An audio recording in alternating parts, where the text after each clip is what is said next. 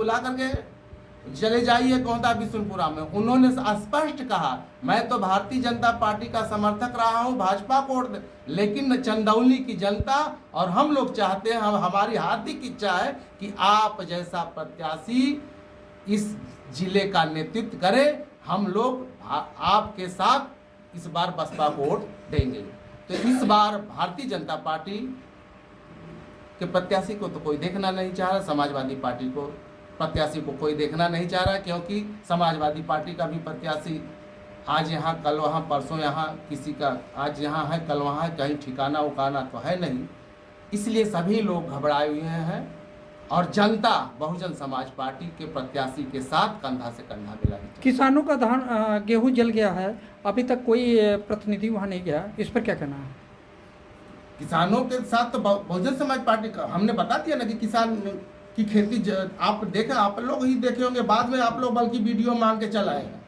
किसानों के साथ तो बसपा प्रत्याशी कंधे से कंधा मिला के चले हैं। भाजपा और सपा के लोगों से पूछिए, आप बसपा से क्यों पूछ रहे हैं? किसानों के नुकसान की भरपाई कैसे होगी? किसानों के नुकसान की भरपाई तो सरकार की जिम्मेदारी बनती है। और ये कहते थे भाजपा के लोग कि किसान हमारे भगवान हैं, लेकिन मुझे अफसोस के साथ कहना पड़ रहा है कि भाजपा सरकार के लोग किसानों के साथ भी भूल गए हैं, किसानों के साथ छल कर रहे हैं। और आप लोग देखे होंगे विगत किसानों के ऊपर आंसू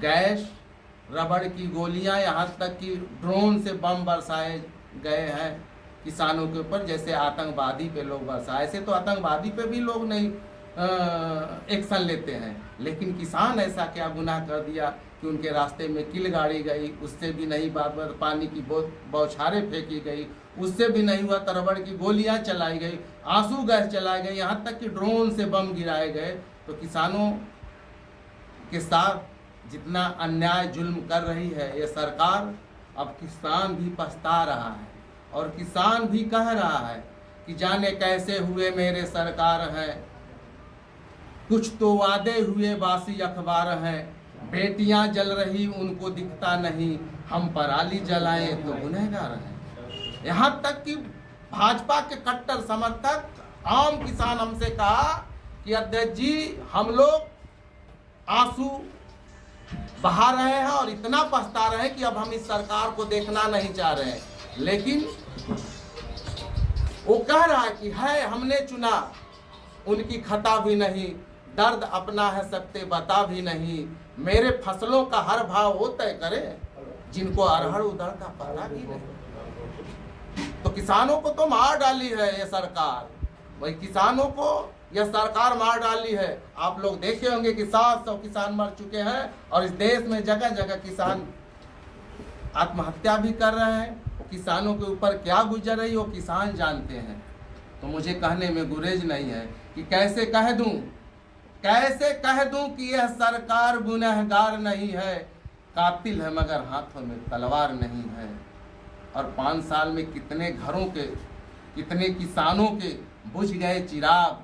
ऐसे अपराध पे ये हुकूमत शर्मसार नहीं है, ये हुकूमत शर्मसार नहीं। राष्ट्रीय कोऑर्डिनेटर ने कुछ टिप्स दिया होगा, उस टिप्स को क्या टिप्स होगा कि लोकसभा 2024 का मुद्दा बनेगा?